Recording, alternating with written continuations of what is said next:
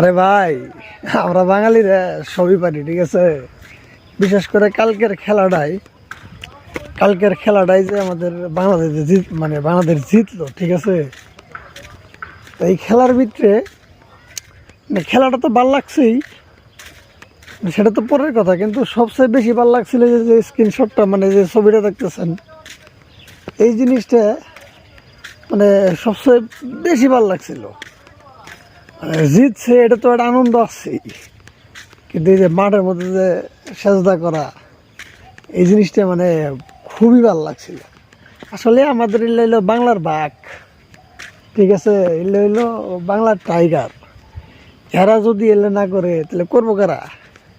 কালকের খেলাটা মানে বিশাল ভালো লাগছে, বিশাল, মানে যেটা বলার ভাষা নাই। খুব সুন্দর খেলছে। এরা হইলো পাকা খেলোয়াড়, এরা কি কাঁচা খেলোয়াড় নাকি রে? এরা যেদিক দিয়ে খেলে ওদিক দিয়ে খেলতে খেলতে ফাটে এলা।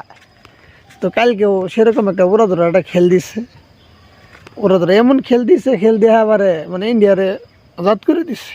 স্বাভাবিক, এটা হইতেই পারে। আরে ভাই, তোমরা টেনশন করো না। আরে ঠকছে তাই কী হয়েছে? টেনশন করার কোনো কারণ আছে?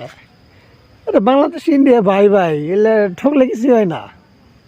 আর আমরা তো কমু না যে ইন্ডিয়া যে ঠকছে, এটাকে আমরা কইতাছি, এটা আমরা কইতাছি না তো। ইন্ডিয়া ঠক পারি ভাই, এটা কোনো বিষয় হইলো? ইন্ডিয়া ঠকলে গিয়েও কিছুই হবো না।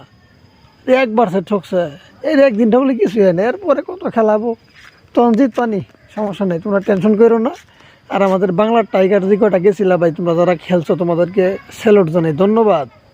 গেছিলাম কামো বুঝছো, আসলে ভিডিওটা বানানোর কোনো ইচ্ছা ছিল না, তো করে আড়ি দিলাম, আড়ি বাইন্দা করলাম না, কিছু না করলে ভালো লাগতেছে না। কারণ কেমন জানি কালকে তো নেই, মানে ওপর খবর লাগতেছিল, কারণ ওই যে ছবিটা দেখে যে মাঠের মধ্যে সেজদা করছে, এই কারণে আসলেই মানে বেশি কিছু বললাম না, অল্প কিছু বললাম।